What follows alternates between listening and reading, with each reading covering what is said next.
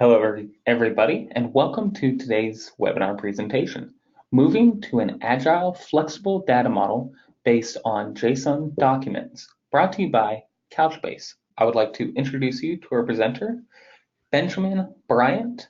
Benjamin has a broad technical background of over 22 years, including over 10 years experience in distributed object storage, SQL databases, and performance architecture and engineering in software, hardware, and networking. He has been with Couchbase since March 2014 and is working with customers on SQL++ for JSON since 2015. As Director of Developer Advocacy, Benjamin and his team attract and inspire developers to collaborate with the Couchbase ecosystem, expand our collective technical influence globally, and bring more mindshare to bear on our solutions. Thank you for having me. Again, I'm Benjamin Bryant. I'm the Director of Developer Advocacy for Couchbase, as Bill mentioned. Developer advocacy at Couchbase, as he said, is around really expanding global mindshare amongst the technical community. We are interested in individual developer careers and collaborating with those individuals to expand their skills individually and with and expanding our influence amongst technical communities globally. Today's presentation is about taking relational data and working it in JSON documents. And so I've got three sections here: relational versus JSON document modeling. We'll kind of go over kind of a mini primer of kind of the overview there. Do some modeling of JSON entities, and we will do some data access JSON in Couchbase. Before we get started with all of that, I have our first mini micro demo here. We're going to try out some NoSQL for the first time together. I'm going to exit out of my presentation. And so we're going to go to do a Google search for Couchbase query tutorial. We're going to introduce ourselves to the query tutorial online. We're going to run my signature from the previous slide here real quick, and then we're going to look at the output. So my signature query here is a real Couchbase query. And if I go and do this Google search for Couchbase query tutorial, we come up with this list here. You can actually go to the NoSQL language tutorial right here and run queries. And there's a whole bunch of lessons in here that you can run about learning Couchbase query in the process. But if we scroll down here, I can just plug in my query right here in my signature and run that bad boy, and you can see the results. So these are the same results that you get out of the Couchbase system itself. Notice that the results are in JSON. That is in a JSON array of JSON documents, and in this case, it's a single document that contains a single attribute, a object attribute called signature, which has within it the company, the contact, the name, and the role. And we'll get into some more of this as we go along, and what all of this is and what it means and kind of how we model this. But I just wanted to give you a foretaste of what's to come. Select will build this for us in as much as we tell it to. So the select projector within NoSQL is powerful, and it can build these hierarchical structures for us when we want it to. Okay, so back to the show. Go back to here. Okay, so first section, relational versus JSON document modeling. So conventional relational data. I'm assuming that there are several of us here who are familiar with this data paradigm. It's well established. But for those of us who aren't, I'll just go over it a little bit. Data is stored in tables, in two-dimensional tables, and the records have relationships between them. This is third normal form relational paradigm for data. Data is modeled in these redundant tables and designed to minimize storage capacity first and foremost. So your data is in there and intended to use as little storage as possible. The schema is enforced by these systems. Ad hoc queries are well supported by an established query language, structured query language, SQL. And it's a record-centric paradigm consisting of these two-dimensional tables. Now, if you're someone who's familiar with this paradigm and worked in it and really likes it and you love records, you can geek out on this all day long. And there are plenty of us who do. But those of us who are into objects and have to store data in these systems tend to feel like we have to put our objects through the shredder in order to get them stored, and then of course put all these pieces back together in order to get them out. And it does take a bit of effort, as we'll see here in a little bit. Contrast that with document data. Document data, we do this thing called denormalization, where we pull some of those things back together and we store them together in a quote-unquote document. And we do this according to our planned application usage optimally. So the data aligns more directly with the actual application object model. This does a few things. It reduces our join and transaction pressure on the system because the documents are together. We have to join less. We also have to transact less when we edit and update things.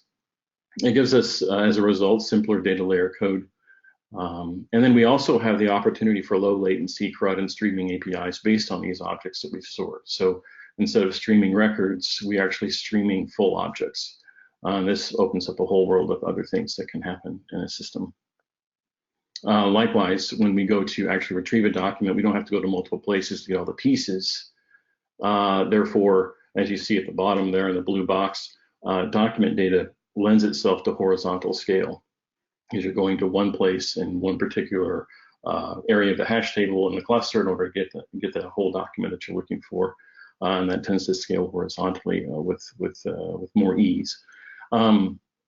Indexing now, we can index these documents for alternate access patterns, and then our queries now are well supported by a new developing standard called SQL++. Nickel and Couchbase is an implementation of SQL++.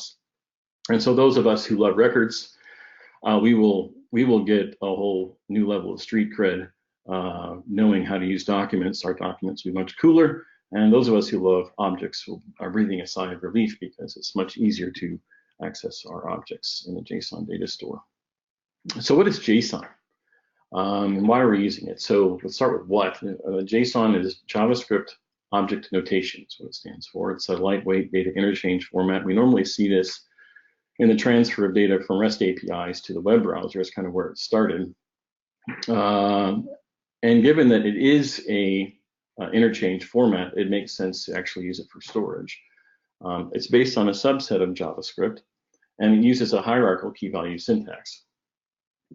The data types JavaScript supports are, of course, the object, which is in the name. So an object is an unordered collection of key value pairs. And it supports arrays, which are ordered lists of 0 or more values. Numbers, integers or floats are numbers. Strings in Unicode, always encapsulated in double quotes. Booleans, true or false, or null or empty values. And there's a developing standard under RFC 8259 if you want to read more about JavaScript object notation, JSON. So why JSON?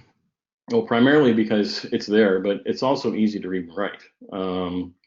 JSON has also become ubiquitous. There are lots of JSON parsing libraries for just about every language out there. You can go to json.org and look up the resource lists. I have a redundant line in here. I already talked about the RFC. JSON objects happen to make great documents. So for, and that's kind of where the similarity comes in. So when you look at an object in JSON, that's actually a document or a subdocument. And we use those terms when talking about the database. So a database document is essentially a JSON object, and a subdocument is a sub-object or an object that's a value of some key within the parent object. The internal key value pairs we often call attributes or document attributes, and so you'll see that the terminology being synonymous as we go forward. So let's take a look at some comparative examples, and we'll take a simple example here. So in the relational world, when you create a database, you create the database, and the database has a number of tables. You run a number of create table, statements. In this case, in this example, we have one table, the user table, and we've inserted 2 records. In the bucket world, or the document database world, and specifically Couchbase, you'll create a bucket. A bucket is kind of synonymous to the key space, and within it you'll create documents, and those documents will be JSON strings that are the values of keys, or the IDs, right? And so, as you can see, our record here, first record, blue 123-4, corresponds to user : blue 123-4 here, with its value, with its supporting data behind it. In the second example, if I move that other example down, you can also see the column versus attributes or parameters within the document. So this name column is manifest on the document side as a name attribute in each one of the documents. As we move forward and we create another table, we'll have another set of documents within the same key space. So on the left side, the relational side, we've created a table of product. We've inserted a couple of records. On the right side, we've created a couple of product documents, each with their own key and the key prefix there to designate what type of document it is. And we've also got this good idea, which is the type attribute within the document. It designates kind of what kind of document it is. And this makes it much simpler to index and query going forward. And we'll kind of see a little bit of that later. So schema enforcement versus schema agility. So as I go forward on the bucket side, I can actually write a product document that has a different internal schema. And the bucket will just accept it because it doesn't do schema enforcement. It's flexible. So in this case, it's kind of an unusual case here that you see in the example where we're omitting the quantity and we're actually putting a restock in. Well, maybe this is something that would be normal. But on the left side, I wouldn't be able to do that because the database would throw an error based on not having the quantity there that it expects, and it doesn't have a restock column.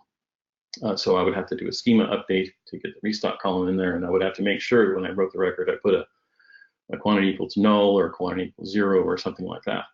But in any case, in order to put a restock in there, I've got to do a schema update, which translates into downtime and all this other stuff. Whereas on the document side, I can simply just write this document.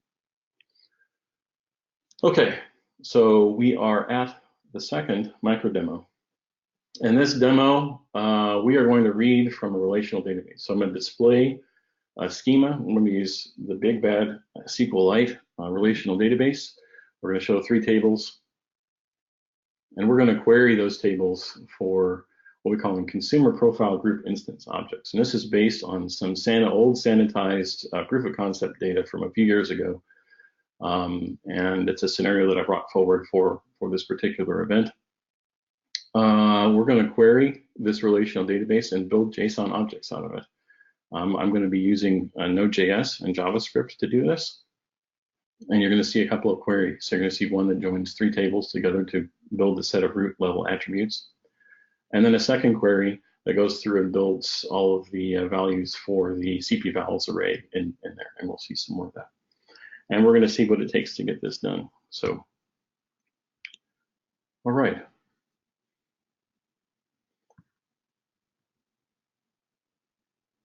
All right, so let's take a look at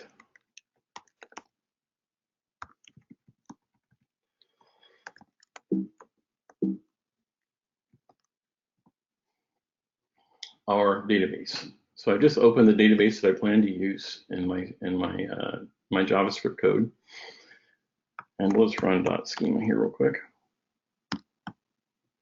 And you see we've got 3 tables in here. These are the 3 tables that we will be querying for our JSON objects. And there are about 20,000 records in this consumer profile group instance table. So you'll see a little bit more of that as we go forward. I've done my coding today in Atom. And here's my first script that I'm going to run. I've got 4 scripts here.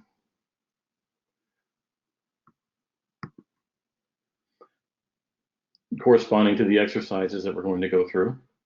My first one is here, just going to read the database and build and give me my objects. So I'm using the SQLite 3 database. I'm connecting to the database here. And I'm defining my two queries here. So in this first SQL 1 query, you see that I've got a three-way join across all three tables, and I'm going to limit that to 100 results. And in this second query, I'm going to query one of the tables for the values that we need in order to fill out that array that's going to exist in my object. So I will run the first query, and then the results from that query, I will build a key, and this is the key that I'm going to use to, in the future, ultimately write to Couchbase. But I'm also going to build an object here with, I'm going to take the opportunity to abbreviate some of my column row headers a little bit and make them a little more, a little shorter. And then I'm going to map the result fields into my document. I'm going to also create this empty array called CP vals. And then I'm going to run another query against the vals table, and each row of that result I'm going to use to push an additional value, document value, into the vals array. And then for each one of those, I will write it to the console and we'll be able to see the results. So here we go. Let's do quickly a .q to get out of SQLite here, and I will do a node. Here's my first script. We'll just run this guy real quick. Okay, so we got a bunch of results out. You can see that I've got this last one is CPGI 420. That's the key, and here is the object result that came out of it. Within it, you see the vals array that was filled with the two vals associated with this particular instance ID. And the record above it, you see that I have 862.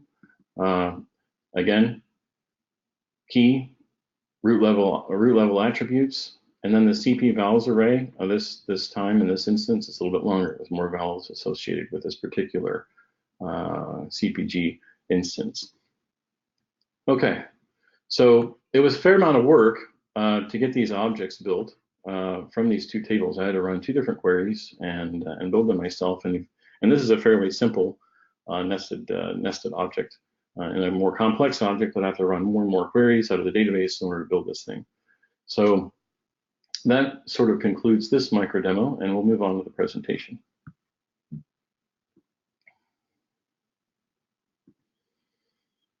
Okay, so your logical entities in JSON. So the great thing about enterprise NoSQL is that you apply a schema on read. So as you query, you're able to sort of, the schema is kind of embedded in the document to some degree, but it's not fixed. And so you can have multiple documents with slightly different schemas, even of the same type. And then as you query, you can kind of infer, you can project the schema onto the data during query time. The document schema is defined by the application, not by database. So each document can be different. The best practice, as I mentioned before, is to track the document type and perhaps the versions and some of those kinds of things within your document as you go forward. You don't need to get the model exactly right the first time, because you can always change it later with relatively little cost. And as applications do evolve, you tend not to get it right the first time. So this is kind of a natural thing to begin with. Analyzing your logical model, in this order scenario here that we have depicted on the screen, you could have an order system that has a fully built order object, complete with all of your items and the product descriptions and your pay type and all that stuff, embedded in your object. And if you want to write all of this to the database, you certainly could. You can model JSON this way. You can model a JSON document with the set of items there in an array. Similar to how we've done in our first example of reading these CPG instances from our SQLite database. We've actually embedded these objects into the result set array. Or you could actually refer to some sub-objects, you might say, or separate objects that are represented by separate documents. And if you had an array that was, you're planning on, had large values for each of the items in the array, and you planned, then that array was probably going to grow quite a bit. Maybe referring would be the better model. And in that case, you could certainly do that. You could refer to have each of the item values have an ID that would refer to the ID of a item document, and then have those item documents out there. And this would make more sense as well if you had a fixed set of items and didn't necessarily need to rewrite those every time in every one of your order documents. So you can do it this way, and it gives you the flexibility to model your data either way. Worth mentioning here is probably the difference between object and object arrays. If you're doing things like with user profiles, there's an advantage to doing it like on the left, where you have the home phone number as a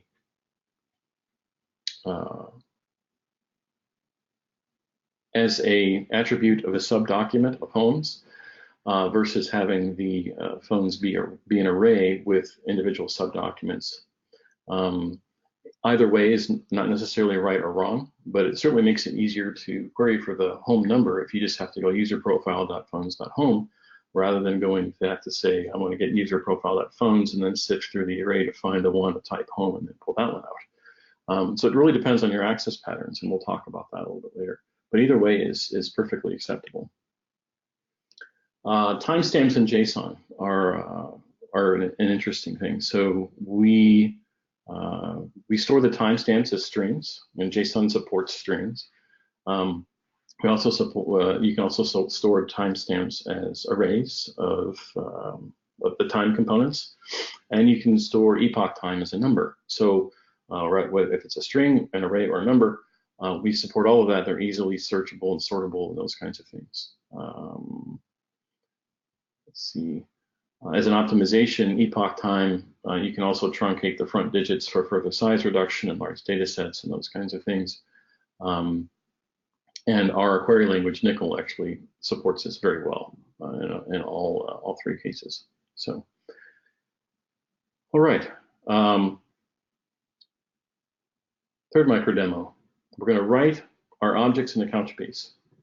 So we're going to start a new Couchbase instance using Docker.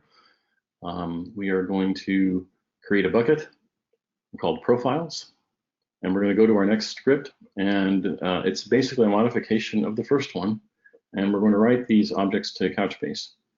We're going to look at that JSON data in the Couchbase document editor, and we're going to see how straightforward this is to do. So here we go.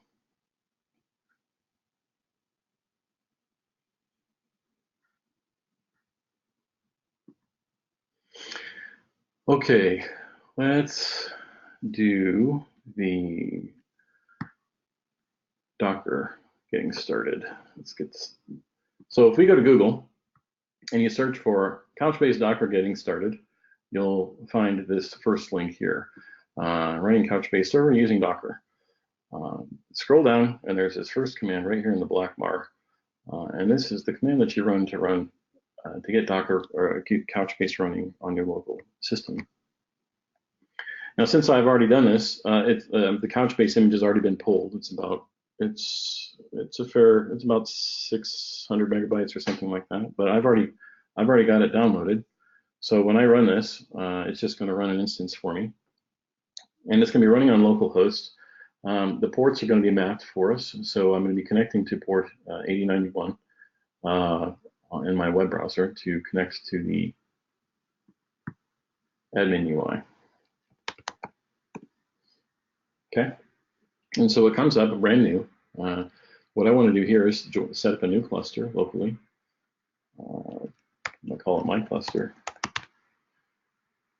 Myself password. Accept the terms and conditions. I'm going to do a little bit of configuration here just to shrink this down, this memory profile down a little bit. And I'm going to leave, I'll probably do this one down here too a little bit, just to conserve a little bit more since I'm running locally. I'll leave all the services running. Save and finish. Okay, so I have my cluster, my one node local cluster. The next thing that I need to do here is create a bucket. So I'm going to go to the bucket navigation item here, and I'm going to click add. So I got to have a place to store my data. So in here, I'm going to create a bucket. I'm going to call it profiles. And I'm going to allocate profiles, the minimum 100 megabytes of cache memory to this bucket. And this is configurable on a bucket by bucket basis in Couchbase. I won't get into that. If you want to get into Couchbase administrative overview, there's plenty of introductions to Couchbase and how to do this. But this is the way I'm going to do it today. Okay, so I have my new bucket running. Okay, so now that that's running, I can switch over here to my second script and we can kind of walk through this a little bit. And I've highlighted the new code snippets here. It's the same script as before for reading the data. And I'm really just going to teach the script now how to write data to Couchbase. So I include the Couchbase SDK here. And if you want to get started in Node.js with Couchbase, you can go and search Google for the Couchbase Node.js getting started, and you'll be off to the races. This piece of new code right here, defining the cluster and the bucket connections right here.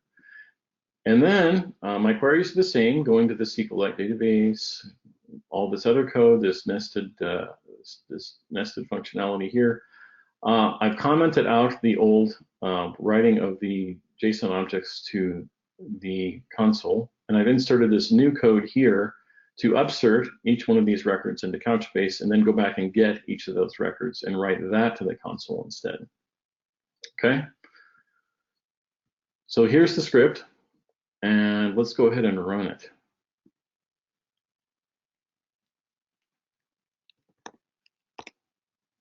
Node.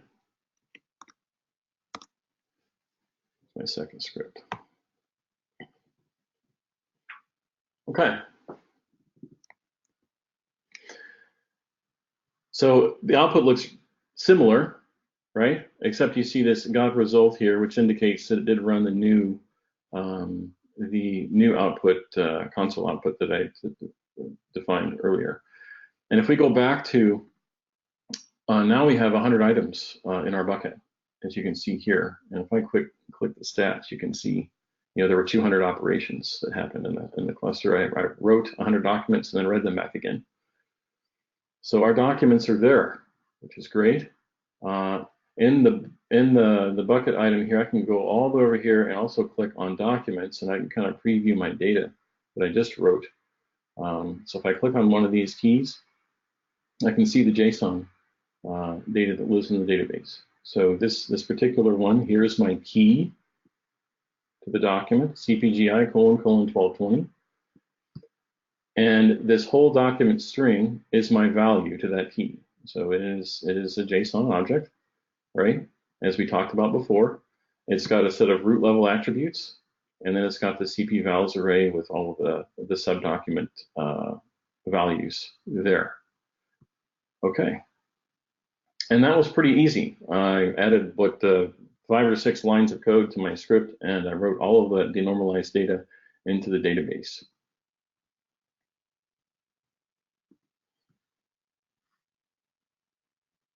And this represents kind of the preferred pattern, right? So as you're looking at existing applications, they already know how to read their data from the relational database, and teaching those applications to write to Couchbase is fairly straightforward in a lot of cases.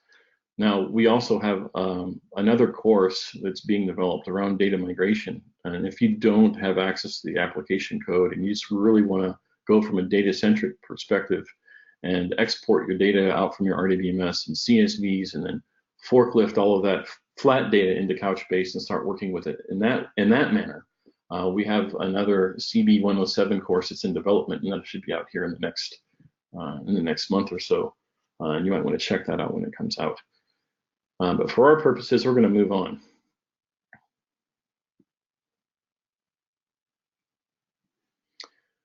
Accessing JSON data in Couchbase. So we got a little preview of the data that we wrote. You saw that we have a key. Each document has a key. In this case, on the PowerPoint slide, you see order colon 123. This can be up to 250 characters, I believe, of UTF-8. So it's a large key space. Maybe it's not correct actually, but anyway, we'll check that fact a little bit later. The value of the document is up to 20 megabytes. Now, generally, we don't have documents that are that big, but that's what the system supports in Couchbase. We support UTF-8 in our JSON documents. Non-JSON data can be stored as the value keys in Couchbase. You know, Couchbase has its root as being a key value store. You can put binary data in there. We've got a whole bunch of other non-JSON data types that you can put in there. Maps and and arrays and some other things can go, but those aren't indexable or queryable through the advanced functionality. If you store your data as JSON documents, then you can index it and query it and do all the other advanced functionality in the database. But you can complement your documents with binary data. So if you've got some blobs associated with your documents or something like that, you can store those separately and then refer to those within your JSON. Also for encrypted data as well, that kind of works pretty well. You can encrypt the sensitive portions and have them stored as blobbed and refer to those into that you might call your metadata document that you index and query. Each document has some metadata as well, and I won't get into the metadata a whole lot, but the document key or the ID is part of the metadata. You can set an expiration on your documents so they only live in the database for a certain amount of time before they're automatically deleted. There's a CASA value that's used for opportunistic and pessimistic record locking and these kinds of things. And then there's some other things as well. I'm not going to get into that right now. I'm going to move forward. Another question that comes up often is about atomicity. So how does Couchbase handle atomicity? So in the relational world, we have these things called transactions. And the pressure from transactions is largely due to the fact that we're trying to put object data in the database. And so when you change an object in several places or whatever, you've got to wrap that update in a transaction in order to get the object updated consistently in the data system. In Couchbase, as you denormalize data, your pressure for doing joins and transactions kind of lessens.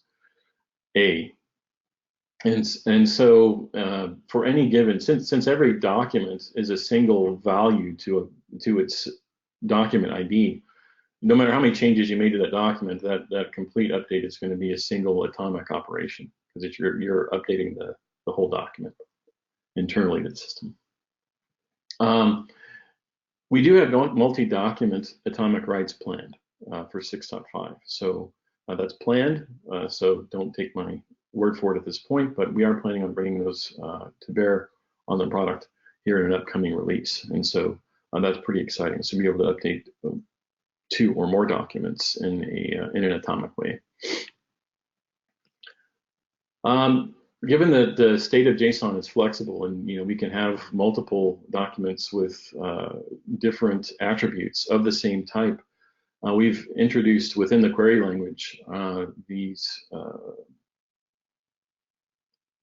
4 sets of state that you can filter on.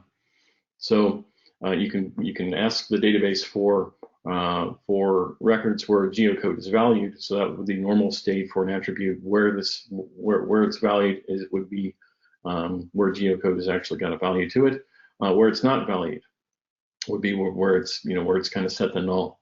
Where it is missing. So if you want to query only for documents where a certain value is missing, you could do that. Or if it is or is not null, which it can be set to null. In this manner. So we can query for all of those states within the Couchbase query language. Now, if you happen to be in a situation where you get a bunch of data, JSON data, and you're not really sure what it is, and you happen to throw it into Couchbase because you landed in your lap with a bunch of JSON files or something like that, and you forklifted that into Couchbase using CB import, we have this functionality called infer. So you can infer and then to a bucket name. So like in our case, we could infer profiles. And Couchbase will take a sample of that bucket and look for different flavors of documents and kind of give you an idea of what's in there and what makes them different.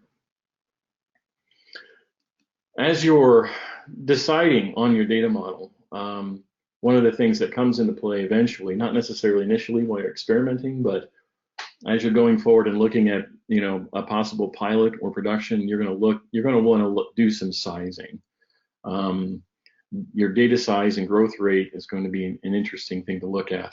How often you're doing updates, how often you're doing key value operations, how often are you doing complex queries, and how complex are they?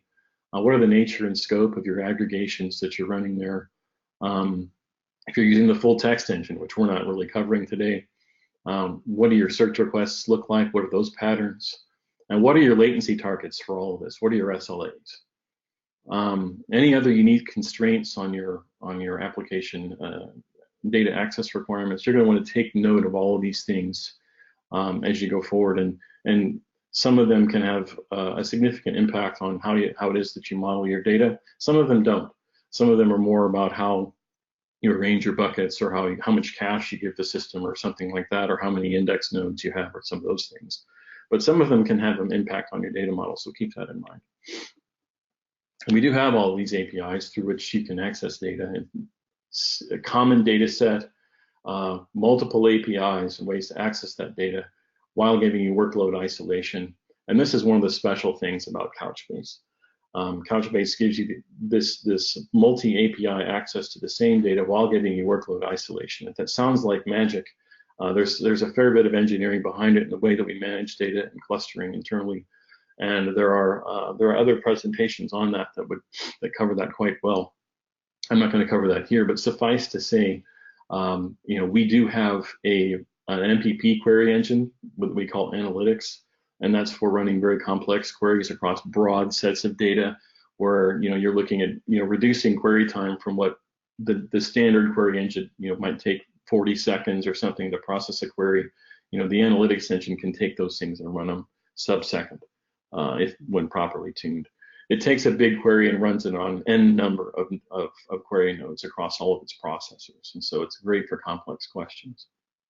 The full text search engine also is a separate set of services within the cluster, and this is for your inverted indexing in your searchability through in the different text patterns within the database. Today we've used a little bit of nickel. We're going to use a little bit more here going forward for our last part of the demo, and we've been using the key value. So whenever you see get or put, you're using the key value API. That's your low latency CRUD operations against you're basically your 80% object model if you've modeled your data to use key value. We also have sync, the sync gateway for projecting these object sets to large sets of large diverse sets of mobile devices and users across different even user sets, customers, employees, partners, and even your IoT devices. And so sync is very robust. It's another API. It can also be consumed. Its REST API can be consumed by legacy Web 2.0 infrastructure and these kinds of things. So some of this can affect how you model your data. And so as you understand more and more about Couchbase and kind of what your constraints are, and what your throughput expectations are, and what APIs you're going to use, it could potentially have an impact on your data model. So keep that in mind. Okay, so our last part is to read objects from Couchbase. So we've written this data to Couchbase. We want to read it back again. The first thing we're going to do is run this script, and we're just going to see what it's like to get data out of Couchbase, which is a little bit of what we've done already. We're going to do some querying, and we're going to create an index on the data that we've just created, and we're going to query that. I'm going to modify some of our JSON data so you can see kind of what that looks like, and then we're going to run a more complex query on the array in particular and do some aggregation there. So we can look at that. All right. Add in here. So our third script. So this is a simple read operation. We've got the usual suspects here. We need the Couchbase SDK. We need to connect to the cluster and the bucket, and then we're just gonna, get key here. And this is very straightforward. It's pretty simple, but we're gonna get the same resulting document that we were getting, having to do the join query and all that other stuff in a very simple operation.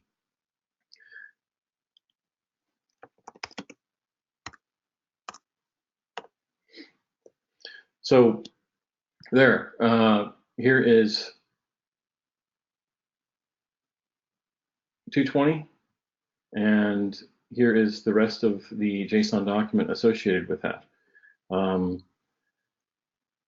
was a very straightforward exercise. There's really not much to say other than, I could put in another one here. I think 1688 is another valid one, and then we could run it again.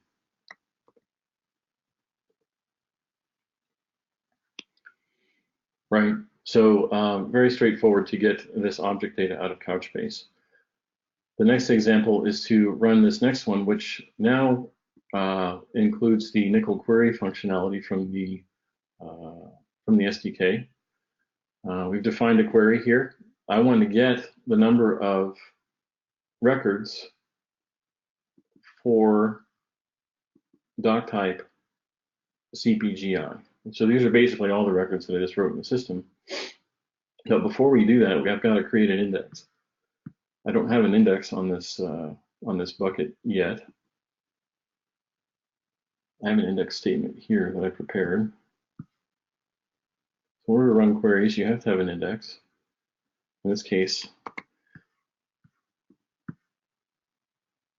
rather than creating the primary index, which I don't want to do right now, because I'm not a big fan of the primary index because it really just enables full key scans the bucket for every query. I like to refine it a little bit at least. And creating an index on doc type is a good first index. If you put your doc type in there, then you can very easily create an index on that and at least filter down what it is that you're doing based on doc type. In our cases, we only have one doc type for the data set that we're doing right now, but in most cases, you're going to have multiple doc types. So it's a good first index to create. All right, now that our index is created, we can look at running this next script. So we'll run the query, which is going to give us a count of records that we have in the database.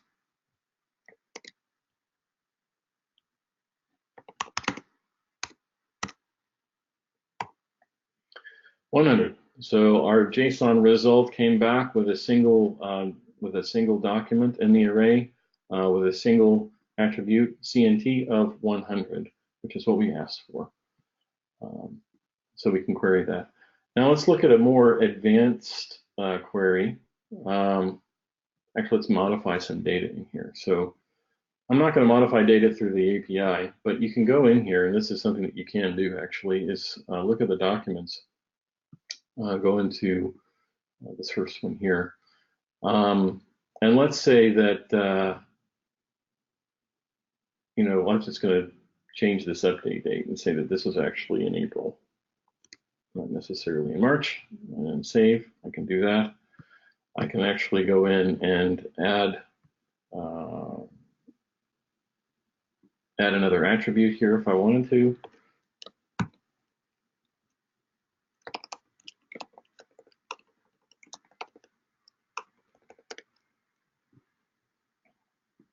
And the document editor will tell me that when my JSON is bad. So and I can save that. Anyway, so it's pretty straightforward to go in and introspect and kind of edit your documents as you need to for experimenting purposes there. All right, so more complex query here. So what this query is going to do for us in the workbench, take a look at it. So we're going to get count again. And we're going to use this special join syntax that we have called unnest. And so what unnest is going to do is that CP vals array that we've written in each one of our documents. We're going to flatten out the structure. So it's going to, for each entry in CP vals internally, we basically create a copy of the root set and kind of spread it all out so that we can filter on those. And so each CP vals item is going to become a new attribute called a V that we can then filter on. And so V, and it has its CP key code. We're going to be asking for that. And then we're going to be counting up, grouping by that CP key code in vals. So we're going to see how many of each key code we have represented in our little data set here. And then we're going to order by the count in descending order, and then we're going to get the first 20 of those results. Okay, so we execute that query, and you can see here, okay, I've got 98 records with external key defined, 98 records of alert configured, and given that I just queried that system in a very limited way, you see I got lots of 98s in there, and then it drops kind of here, got 37 here for alert disable reason, and MKID is 2. Okay, so this shows us how Nickel can go in and introspect hierarchical data. And we can do aggregates, and we can do filtering, and we can do indexing on all that data, and really, no matter how deeply you decide to nest it within your documents. And so the more deeply you nest, though, the more complex your queries become. So there's a balancing act to be maintained there. Okay, let's complete our presentation. I've got one more slide here. So next steps. Now that you've seen all of this, what's next? You want to go experiment, you want to train, you want to attend some events, you want to network with other developers and contribute. I do work for developer advocacy in Couchbase, so we are in the business of curating contributions from the community.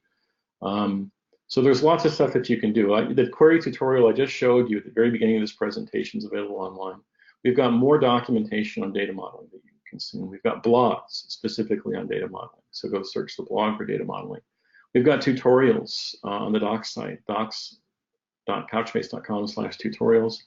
We've got training, in fact, a free training, CB 105, Introduction to Data Modeling. I've actually borrowed a bunch of content for this presentation from that training module. We have videos on YouTube. In fact, even some of our paid training videos have been made public on YouTube recently, so check that out on our YouTube channel. Attend an event. We've got several events coming up. I've just named 4 right here. QCon in New York. We've got a NoSQL Summit in our Santa Clara office. We're going to be in Amsterdam for ACM SIGMOD. And we've got the Xamarin Developer Summit. I believe that's in Houston, I think. I have to click the link and check it.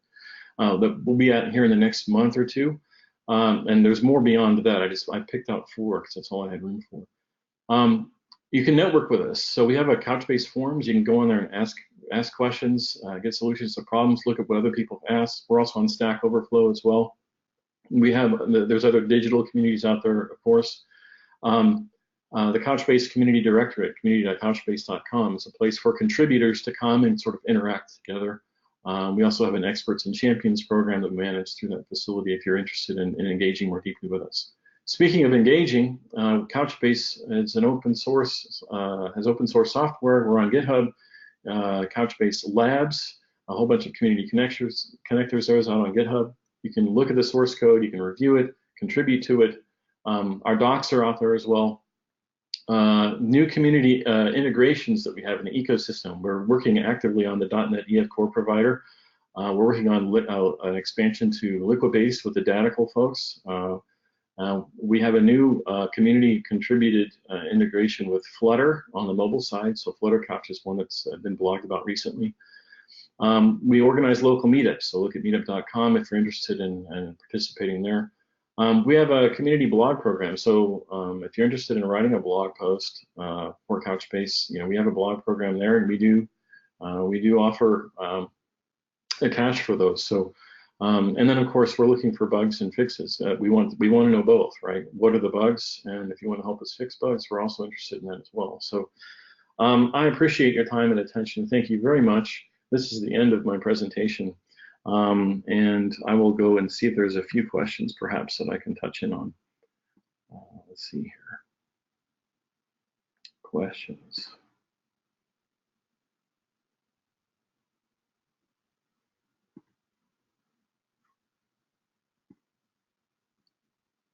I'm not seeing any questions. Did we not get any? No, it does not look like we have any questions. Well, that's either a very good or a very bad thing. I was just so completely clear there were no questions, or we just had one come in actually. okay, cool. Question is, can you combine a relational model with a document-based JSON model? I'm not sure I understand the question. So you can, as I showed earlier in the presentation, documents can refer to one another. So in that sense, you can create those relationships between documents.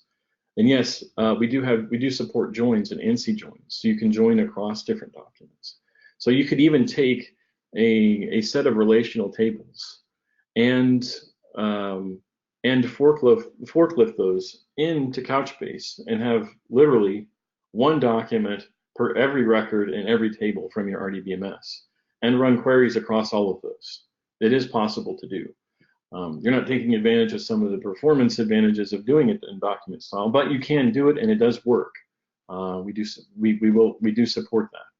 So as a stepping off point, that could make more sense than actually trying to write the object model into Couchbase directly. Does that answer the question? And I'm still not seeing the questions in the chat, by the way, so for some reason. Interesting. But yes, they said it does answer the question, and that does look like all the questions that we do have. Okay. Benjamin, is there anything you would like to add before I close things out? I think that's it. Perfect. Well, with that then, I would like to thank you, Benjamin, for a great presentation today. I would also like to thank today's sponsor, Couchbase, for providing the audience with a great webinar presentation. And lastly, thank you to everyone who attended today. We hope you learned something new that will help you in your developer career. Have a great day, and we'll see you next time. Bye-bye.